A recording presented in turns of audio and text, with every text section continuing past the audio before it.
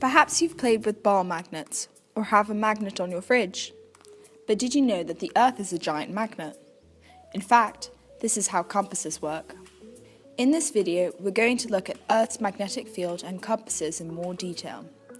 But first, you need to know a little more about magnets, such as magnets have a north and south pole and a magnetic field shaped like this. You may want to watch this video for a quick recap. Compasses show directions, but how do they actually work? Compasses have a freely spinning needle, which is a magnet. As the Earth is a giant magnet, the compass and the Earth act as any two magnets do. The north pole of the compass is attracted to the south magnetic pole of the Earth. Now this is a rather confusing part. The North Pole, geographically as we think about it, is actually a south magnetic pole. But all you really need to know is that the Earth is a giant magnet, which is why we can use compasses to show us which way north is. Did you know that the North Pole is not the same as the magnetic north, as the North Pole is determined by the Earth's spin and the magnetic north by the direction a compass points?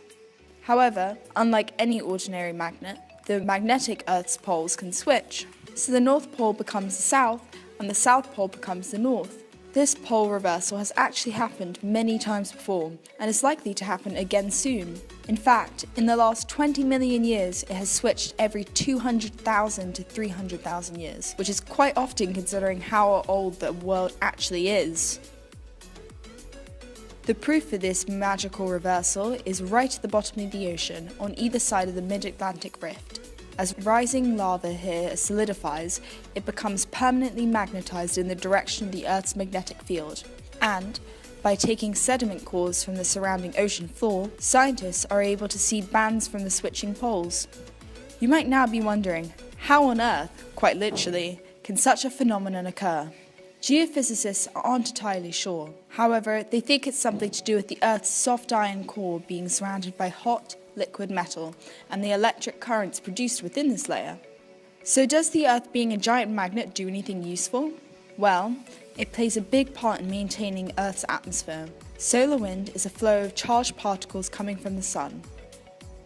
The Earth's magnetism usually protects the surface of the Earth from these particles, but if some manage to get through, then we can see the aurora, also known as the northern lights.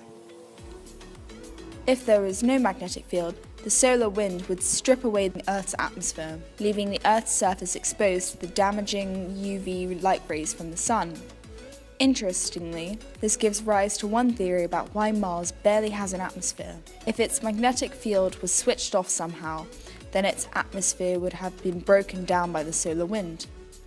So, there we have the huge magnet that is the Earth. The geographic North Pole is slightly away from the magnetic North Pole, which is technically the South Pole of a magnet.